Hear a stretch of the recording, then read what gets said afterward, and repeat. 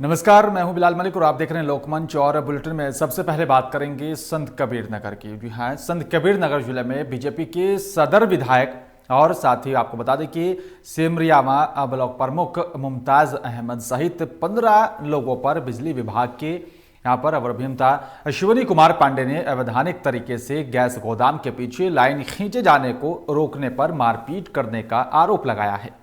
साथ ही इस मामले में पुलिस अधीक्षक को भी शिकायती पत्र सौंपा गया। बताया जा रहा है कि खलीलाबाद कोतवाली क्षेत्र के घोरखल मोहल्ले में बिजली विभाग की जानकारी के बगैर ही अवैधानिक तरीके से लाइन खींचने का कार्य चल रहा था, और जिसको लेकर अवर अभियंता अश्विनी कुमार पांडे ने कार्य को रोक दिया। जिसके बाद अवर अभियंता ने भी बीजेपी विधायक दिग्विजय नारायण सहित 15 लोगों पर मारपीट करने का आरोप लगाया है और साथ ही जान से मारने की धमकी देने का भी आरोप लगाया। साथ ही पुलिस अधीक्षक को शिकायती पत्र सौंपते हुए मुकदमा दर्ज कर कार्रवाई करने की मांग की। गोरखल में गैस गोदाम के पीछे अवैध लाइन निर्माण हो रही थी, उसको हमने रुकवा दिया। तो 30 तारीख को दोपहर में विधायक जी के यहाँ से फ़ोन आया कि मेरे आवास पर मिलने आओ। जब मैं पहुँचा तो विधायक जी द्वारा तुरंत गाली गलौज करते हुए अपने 15-20 समर्थकों के साथ जो है मारपीट किया गया। मैं अकेले निहत्था था और बेरहमी से पीटा गया। एसपी साहब से हमको मांग है कि भाई हमारे साथ जो घटना हुई है इसका इंसाफ किया जाए और हमारी रक्षा किया जाए।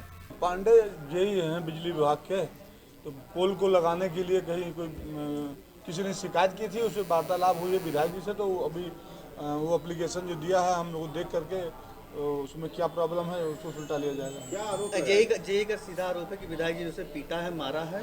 अब ये विधायक ने पीटा मारा ना, ये तो जांच के बाद क्लियर होगा कि किसने क्या किया है। जो कहा गया है उसके बारे में जांच की जाएगी। और इस बीच हरदोई से बड़ी खबर आ रही है। आपको बता दें कि बिना पंजीकरण चल रही कोचिंग पर प्रशासन ने छापेमार कार्रवाई की है। प्रशासन ने कोचिंग संचालक पर 1 लाख रुपए का जुर्माना भी लगाया। प्रधान पैलेस में चल रहा था श्री राम सागर कोचिंग सेंटर। और साथ ही आपको बता दें कि यहाँ पर छापेमार कार्रवाई कर जो है कोचिंग पर यह बड़ी कार्रवाई की गई है। बताया जा रहा है कि अवैध तरीके से इस कोचिंग का संचालन किया जा रहा था, जिसको लेकर ये बड़ी कार्रवाई की गई है।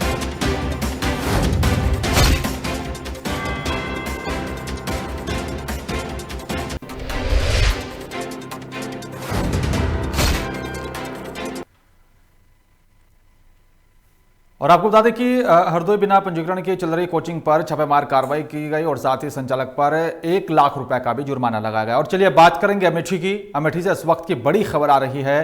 डीएम के निर्देश पर चलाया जा रहा है विशेष प्रवर्तन अभियान। आबकारी विभाग की टीम ने कई गाँव में दबिश दी, कार्रवाई की। आबकारी टीम ने लगातार कार्रवाई कर रही है और साथ ही आपको बता दें कि 2 मामले यहाँ पर दर्ज किए गए। 12 लीटर अवैध शराब बरामद की गई। साथ ही बताया जा रहा है कि 400 किलो लहन को भी नष्ट किया गया है। लगातार आबकारी विभाग की टीम बड़ी कार्रवाई कर रही है। जिस तरह से लगातार अवैध शराब बनाने का जो काम जो है लोग करते हैं उसके खिलाफ लगातार एक अभियान चलाया जा रहा है, जिसको लेकर बड़ी कार्रवाई की गई। अमेठी से इस वक्त की बड़ी खबर। डीएम के निर्देश पर ये विशेष अभियान चलाया जा रहा है और इस अभियान के तहत बड़ी कामयाबी भी मिली है। और इसी खबर पर तमाम जानकारी के लिए तौफीक अहमद हमारे संवाददाता फोन पर जुड़ गए हैं। तौफीक, बड़ी कार्रवाई आबकारी विभाग की तरफ से की गई है, क्या कोई ताजा अपडेट है? जी, अमेठी जिला में आबकारी विभाग ने आज अभियान चलाया है अवैध रूप से शराब बनने के लिए, जिसमें गौरीगंज और जामो जो थाना क्षेत्र में छापा मारा गया है और 2 लोगों को इसमें पकड़ा भी गया है। 12 लीटर शराब पकड़ी गई है और 400 किलो लगभग लहन को जो है नष्ट किया गया है। आपको बता दें अमेठी जिला के जो कस्बा से हटकर जो गांव है वहां पे ये जो है धंधा कुटीर उद्योग की तरह जो है धंधा जो है चल रहा है, जिसपे अभियान चलाया जा रहा है। बिल्कुल, लेकिन तौफीक एक और बड़ा अहम सवाल है कि लगातार आबकारी विभाग इस तरह के मामलों को लेकर कार्रवाई करता है, लेकिन बावजूद इस तरह के मामलों में लगातार इजाफा हो रहा है। क्या कुछ वजह मानी जाए? संख्या कम नहीं हो रही, इस तरह के काम की लगातार बढ़ रही है। कहीं न कहीं मान सकता है आपके साथ साथ जिम्मेदारी पुलिस की भी लेकिन पुलिस इसमें जो है एक न लेकर छोड़ देता है और ये जो धंधा जो है लगातार बढ़ता रहता है।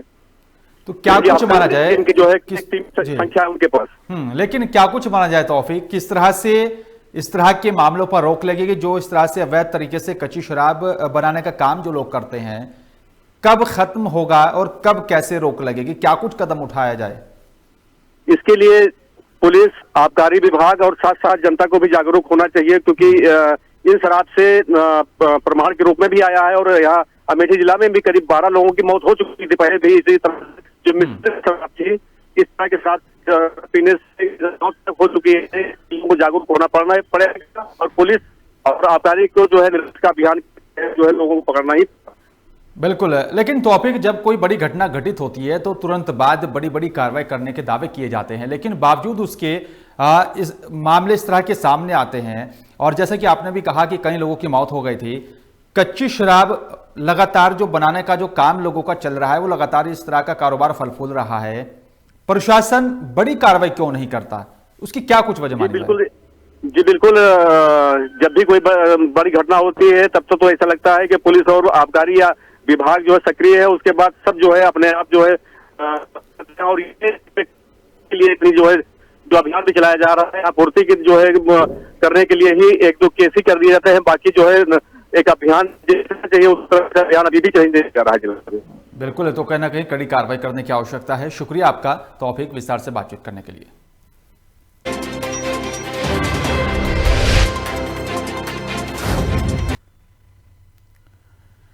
और चलिए बात करेंगे सहारनपुर की स्टार पेपर मिल में क्लोरीन गैस का रिसाव होने से एक बड़ा हादसा हो गया है और साथ ही आपको बता दें कि आग लगने से 8 से 10 लोग हताहत हुए हैं। सूचना के बाद पूरे जिले में हड़कंप मच गया था। आनन फानन में जिले भर के सभी अधिकारी राहत टीमों के साथ स्टार पेपर मिल पहुंचे और साथ ही आपको बता दें कि गाजियाबाद से एनडीआरएफ की टीम को भी राहत बचाव के लिए बुलाया गया था, जिसके बाद एनडीआरएफ की टीम स्थानीय दमकल की टीम के साथ जो है स्टार पेपर मिल की कर्मचारियों को रेस्क्यू कर रही है और साथ ही आपको बता दें कि सभी को बाहर निकाला गया और एम्बुलेंस के जरिए उन सभी को अस्पताल में भर्ती कराया गया। वहीं आपको बता दें कि करीब 30 मिनट से भी ज़्यादा चले मॉक ड्रिल में यहाँ पर एनडीआरएफ और साथ दमकल विभाग ने बेहतर प्रदर्शन करते हुए पूरे ऑपरेशन को अंजाम दिया।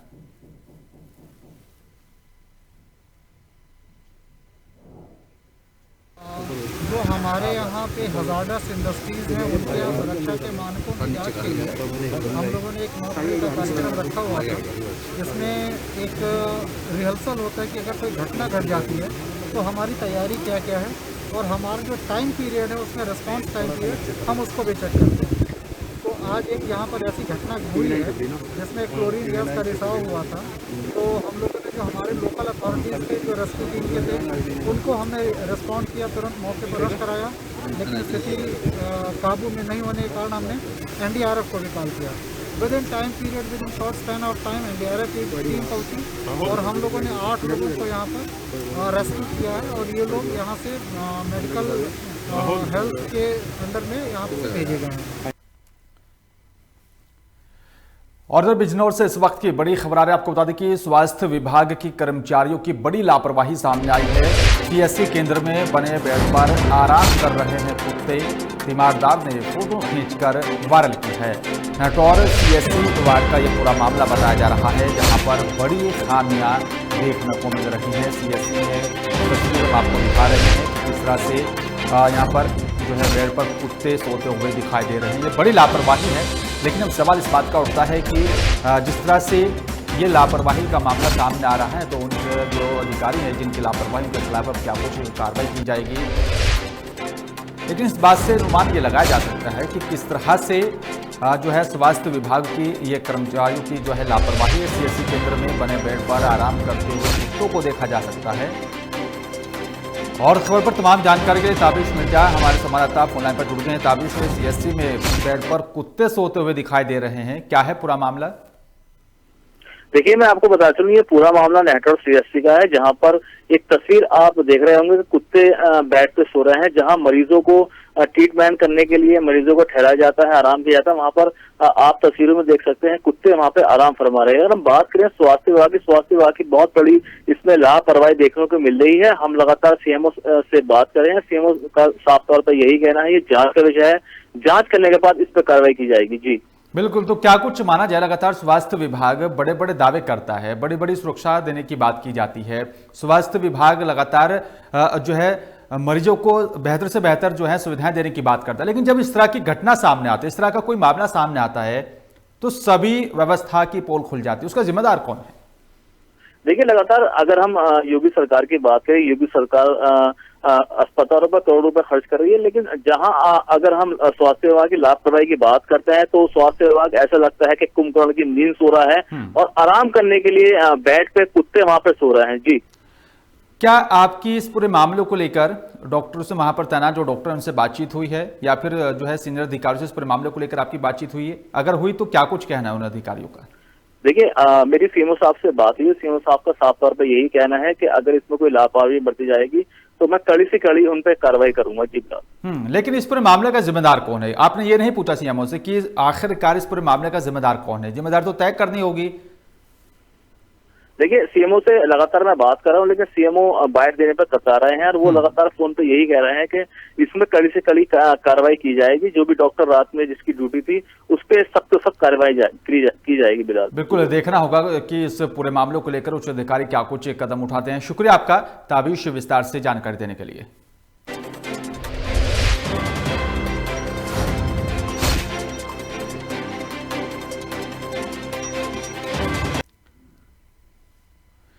उधर सीएम योगी ने किसानों की आय दोगुनी करने की मुहिम के तहत बुधवार को किसान कल्याण मिशन का शुभारंभ किया।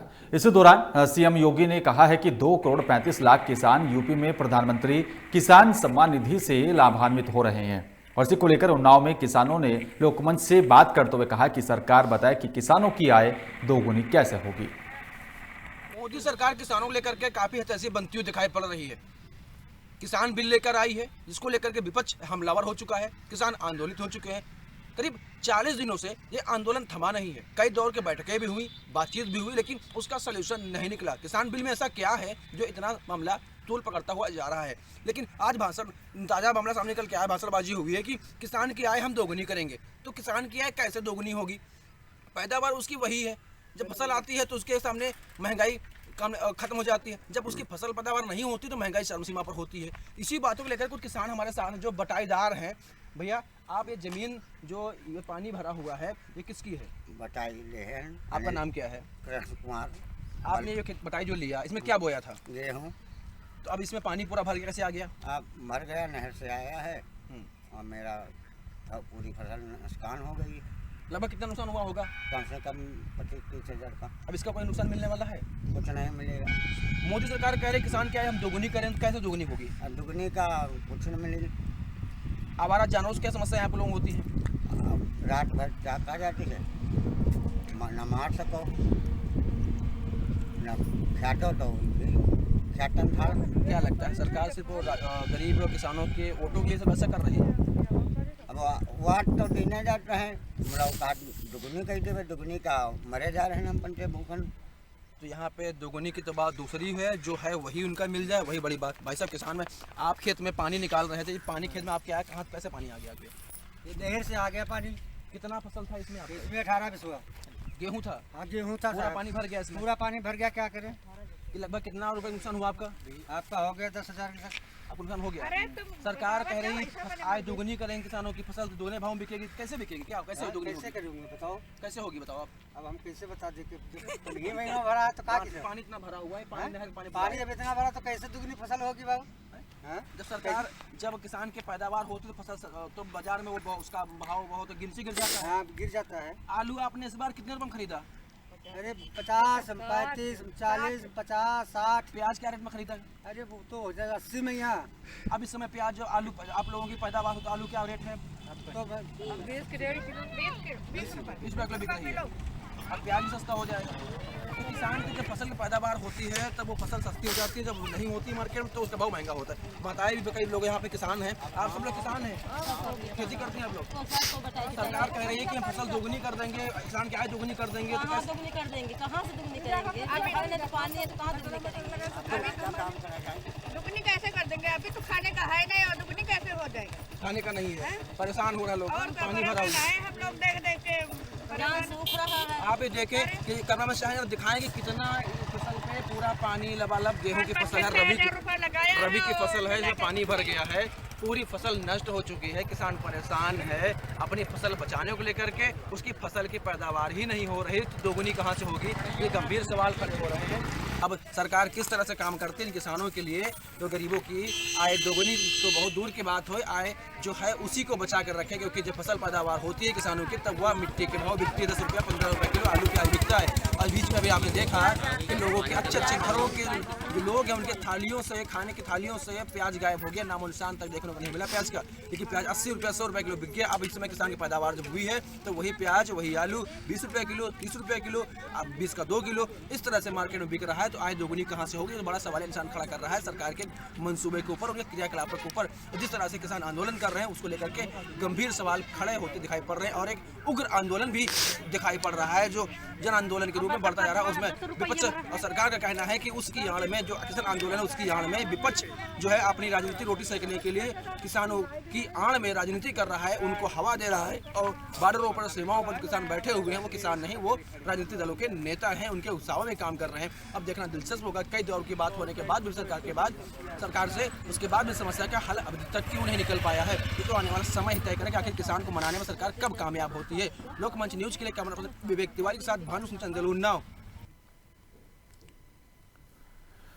और चलिए बात करेंगे चित्रकूट की। धर्मनगरी चित्रकूट पहुंचेंगे पूर्व मुख्यमंत्री अखिलेश यादव। स्वागत करने के लिए कार्यकर्ताओं ने अलग से बनाई है पूरी रणनीति। पूरे कार्यक्रम की रूपरेखा तैयार की गई है।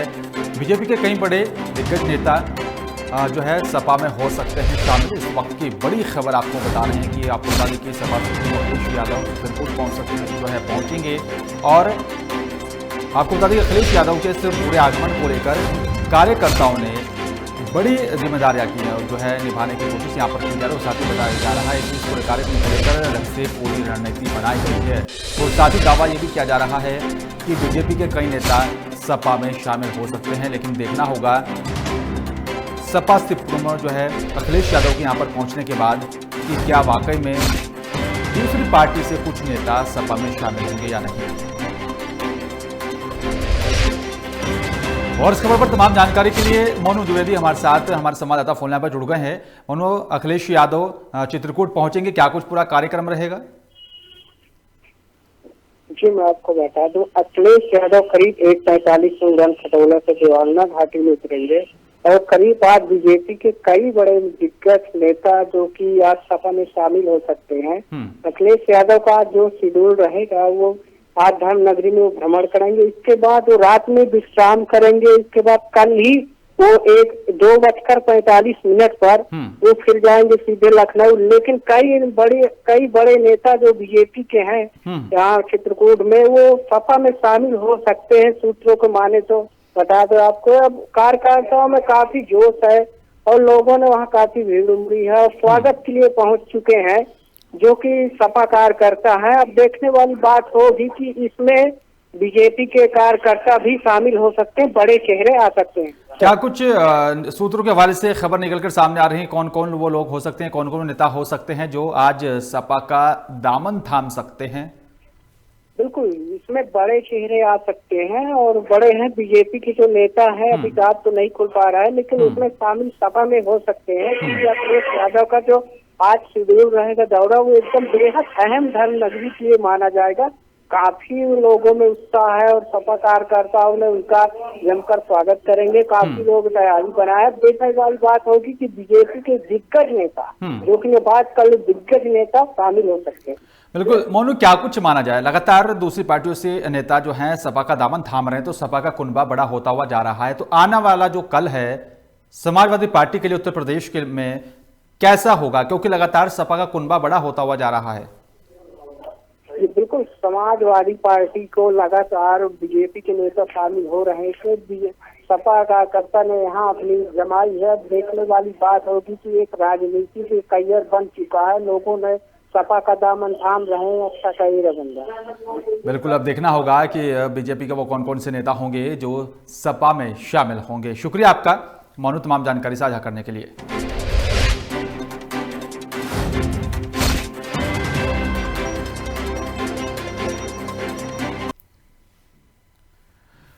और उधर वाराणसी में 6 अस्पतालों में कोरोना वैक्सीन का ट्रायल किया गया है, जहां पर अस्पतालों में एक बारी में ही यहां पर 25 लोगों को कोरोना का टीका लगाया गया। आपको बता दें कि सुबह 10 बजे से कोरोना टीका जो है लगना शुरू हो गया था और वहीं कई जगह पर लापरवाही भी देखने को मिली है।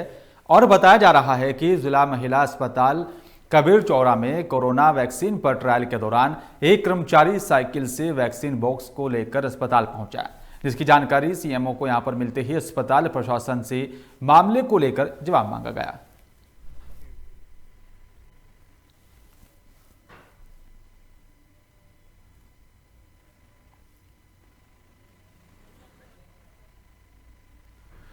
और इस बीच फर्रुखाबाद से बड़ी खबर आ रही है। आपको बता दें कि फाइलेरिया की दवा खाने से छात्रा की मौत हो गई है। आंगनबाड़ी और साथ ही आशा बहू ने यहाँ पर बांटी थी फाइलेरिया की दवा, जिसको खाने से एक छात्रा की मौत हुई है। पुलिस ने मौके पर पहुंचकर जो है शव को कब्जे में लिया और थाना नवाबगंज क्षेत्र के गांव घमुइया रसूलपुर का यह पूरा मामला बताया जा रहा है, जहां पर एक छात्रा की मौत हो गई है।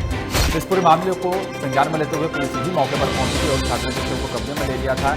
साथ ही आपको बता दें कि फाइलेरिया की यहाँ पर जो है दवा खाने से छात्रा की मौत हुई है और बताया जा रहा है कि आंगनबाड़ी और साथ ही आशा बहू ने इस जो है दवाई को बांटा था, जिसको खाने के बाद छात्रा की मौत हुई है।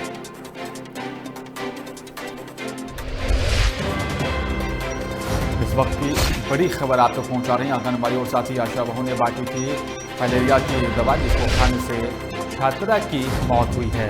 सूचना पाकर पुलिस भी मौके पर पहुंची थी और शव को अपने कब्जे में ले लिया था। लेकिन सवाल इस बात का उठता है कि आखिरकार की किस तरह से और जो है दवा खाने से छात्रा की मौत हुई है। थाना नवाबगंज क्षेत्र के जो है गांव का ये पूरा मामला बताया जा रहा है।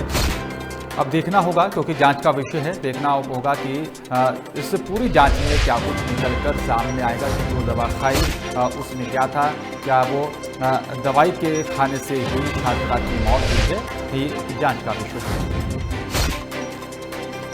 और इस पर तमाम जानकारी के लिए अमोद तिवारी हमारे संवाददाता फोन लाइन पर जुड़ गए। अमोद, एक छात्रा ने दवाई खाई और उसके बाद जो है छात्रा की मौत हो जाती है, क्या कुछ ताजा अपडेट मिल पा रही है?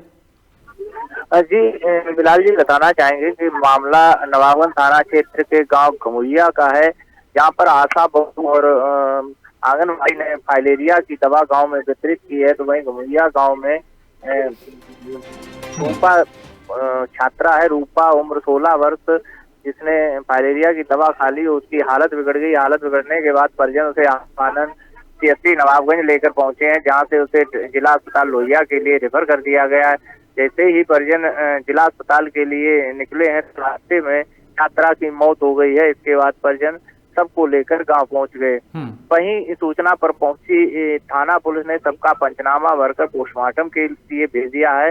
तथा दूसरी जो महिला है ग्रामीण की, एक बकरी को दवा दे दी गई है जो कीड़े वाली, उससे बकरी की मौत हुई है। वहीं फाइलेरिया की दवा खाने से 2 मासूमों सहित 8 लोगों की हालत बिगड़ गई है, जिनका उपचार जारी है। लेकिन स्वास्थ्य विभाग इस मामले से एक तरह से अनजान सा बना हुआ है और ना ही इस मामले पर कोई जवाबदेही देने को तैयार है। अमोद, क्या स्वास्थ्य विभाग की तरफ से कोई अधिकारी मौके पर पहुंचा, कोई कदम उठाया गया कि आखिरकार जो यहाँ पर फाइलेरिया की जो दवाई खाई गई है उससे मौत क्यों हुई? क्या किसी अधिकारी ने स्वास्थ्य विभाग की तरफ से कोई बयान दिया? नहीं, अभी स्वास्थ्य विभाग का अधिकारी ना तो मौके पर पहुंचा है और ना ही कोई उस पर अपनी सफाई देने या कोई बयान सामने आया है कि आखिर दवा में कमी क्या है।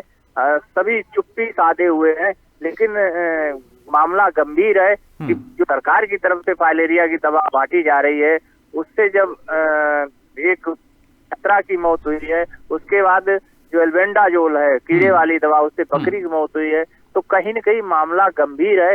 दवाओं में कहीं न कहीं कमी है और जो 2 मासूम बच्चों सहित जो भाई बहन है, 4 साल का, एक 6 वर्ष का, 8 लोग बीमार हो गए हैं जिनका इलाज जारी है। तो बिल्कुल, लेकिन अमोद ये मामला जो है फर्रुखाबाद से ही जुड़ा हुआ नहीं है, क्योंकि पूरे उत्तर प्रदेश में फाइलेरिया की दवाई का जो है वितरण हो रहा है। क्या आपको नहीं लगता, क्या स्वास्थ्य विभाग को इस पर मामले पर जो है संज्ञान लेना चाहिए था और जांच करनी चाहिए थी कि आखिरकार कहाँ कमी है और क्यों इस तरह का ये जो है घटना घटित हुई है? नहीं, कहीं न कहीं प्रदेश सरकार का जो स्वास्थ्य महकमा है उससे पहले जो दवा वितरित की जा रही है उसकी जो क्षमता है उसे परखना चाहिए, उसकी क्वालिटी को समझना चाहिए कि जिस तरीके से लोग बीमार पड़ रहे हैं, जो घटना फर्रुखाबाद में हुई है वो कहीं भी हो सकती है। तो इसकी जांच करानी चाहिए कि आखिर उस दवाई में कमी क्या है। लेकिन फर्रुखाबाद स्वास्थ्य अनजान बना हुआ है और सिर्फ जो दवा आ गई है उसका फॉलो अप भी नहीं है। आपने जो दवा उसका कम से कम बिल्कुल अमोद, कहीं ना कहीं जो है स्वास्थ्य विभाग को भी आगे आना चाहिए और जांच पड़ताल करनी चाहिए कि आखिरकार जो है दवाई खाने से छात्रा की मौत क्यों हुई है। शुक्रिया आपका तमाम जानकारी साझा करने के लिए।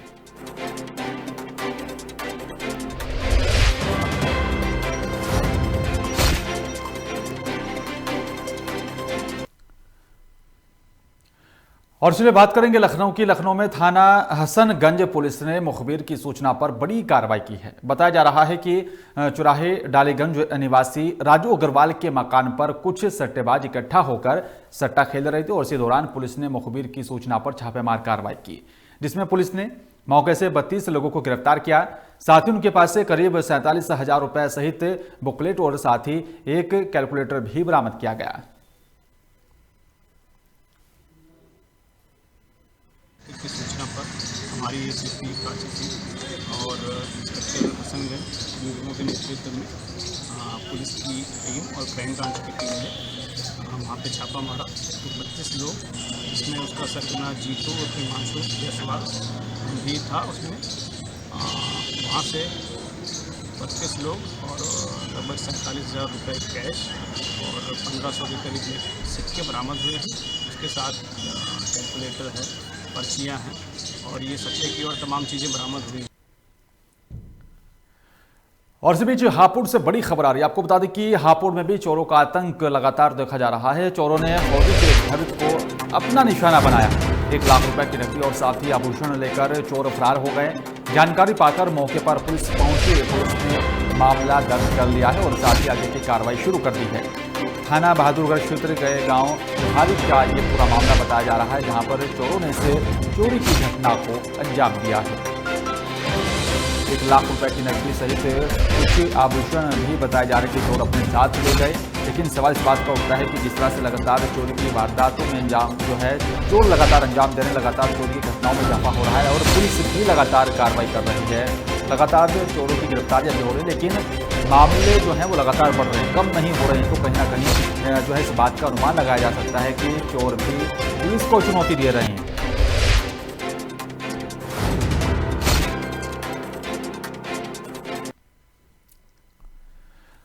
उधर प्रयागराज जो माघ मेला अब अपने तैयारियों के अंतिम पड़ाव पर है और इसके चलते ही अपर पुलिस महानिदेशक जीआरपी पीयूष आनंद ने माघ मेला की तैयारियों का जायजा लिया, जहां उन्होंने प्रयागराज जंक्शन में यहां पर जीआरपी में आने वाले जवानों के रहने खाने पीने की भी सुविधाओं का निरीक्षण किया और वहीं बताया कि प्रयागराज जंक्शन कुंभ मेला के लिए अत्यंत महत्वपूर्ण है, क्योंकि इस साल माघ मेले का आयोजन होगा। इसलिए प्रयागराज में जीआरपी की व्यवस्था अत्यंत काफ़ी अहम है और प्रयागराज जंक्शन पर भी किसी तरीके से जीआरपी की यहाँ पर जवानों के लिए रहने खाने की व्यवस्था की जाती है, वह अत्यंत ही सराहनीय है।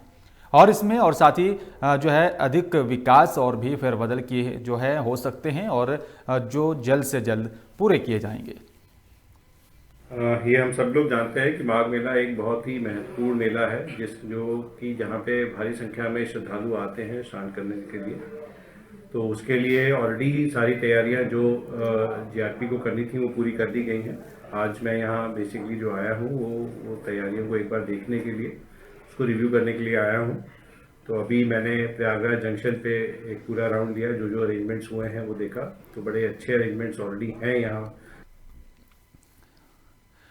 उधर धान खरीद को लेकर बड़े अफसरों पर कार्रवाई शुरू हो गई है। आपको बता दें, खरीद में लापरवाही के आरोप पर डीएफएमओ कानपुर को निलंबित किया गया। बड़ी कार्रवाई अब की जा रही है। राजीव कुलश्रेष्ठा और साथी जगत नारायण पर भी निलंबन के साथ दर्ज हुई है एफआईआर, क्योंकि लगातार धान खरीद को लेकर सरकार से जो है सूचना मिल रही थी, लापरवाही की सूचना मिल रही थी, जिसको लेकर ये बड़ी कार्रवाई की गई है। धान खरीद को लेकर बड़े अधिकारियों पर जो है ये बड़ी कार्रवाई की गई है। धान खरीदने को लेकर बड़े अफसरों पर कार्रवाई शुरू हो गई है।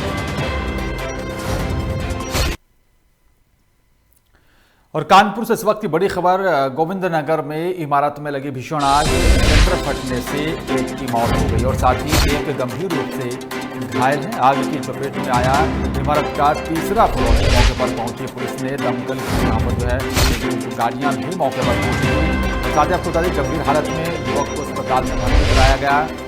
हेल्थ अस्पताल पहुंचे डीएम और साथी डीएमसी। बताया जा रहा है कि सिलेंडर के जो है फटने से यह हादसा हुआ है।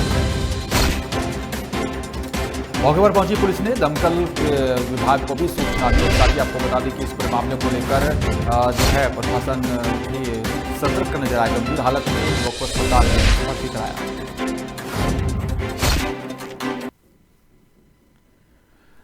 और इस बीच कुशीनगर से बड़ी खबर आ रही है। आपको बता दें कि मांगों को लेकर पानी की टंकर पर चढ़े दो युवक, टंकी पर चढ़े युवकों को मनाने में जुटा हुआ है प्रशासन। तहसील प्रशासन ने युवकों की दो मांगे भी पूरी करने की बात कही है। जमीन और साथ ही नगर पंचायत में नौकरी की मांग पूरी करने की बात कही जा रही है। 25 लाख रुपए नकद और साथ ही मौके पर सीएम को बुलाने के पर दोनों युवक अड़े हुए हैं।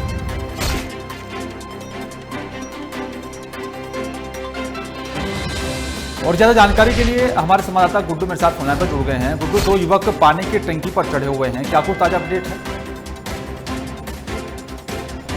बेटा, ये मामला सामने आया है। कलीब से दो भाई हैं, उनके माता पिता की हत्या कर दी गई थी, जिससे हालांकि पुलिस तो कार्रवाई कर ली, लेकिन इसके पूर्व में भी ये पानी की टंकी पे चढ़े हुए थे और उस समय तहसील प्रशासन ने ये आश्वासन दिया था कि आपके जो माता पिता की जो हत्या किया है, जिसमें जो आरोपी हैं उनको गिरफ्तार किया जाएगा, जेल भेजा जाएगा, साथ ही आर्थिक मुआवजा देने की भी बात कही गई थी और नौकरी देने की बात कही थी। तो उसी को लेकर के अभी जिला प्रशासन अभी इनकी नहीं सुन रही थी। तो कल ये दो भाई फिर हाथ में पेट्रोल लेकर के और पानी की टंकी पे चढ़ गए। तहसील परिसर में पेट्रोल टंकी है, पेट्रोल पंप है, उसी पे पानी की टंकी है उसी पे। लेकिन जिस तरीके से पूरा दिन मान मनोबल चलता रहा, ये भी मानने के लिए एक भी बात सुनने के तैयार नहीं हो रहे थे दोनों भाई। शुक्रिया आपका, बिल्कुल बिल्कुल गुड्डू, शुक्रिया आपका विस्तार से जो है जानकारी देने के लिए। बहुत बहुत धन्यवाद आपका।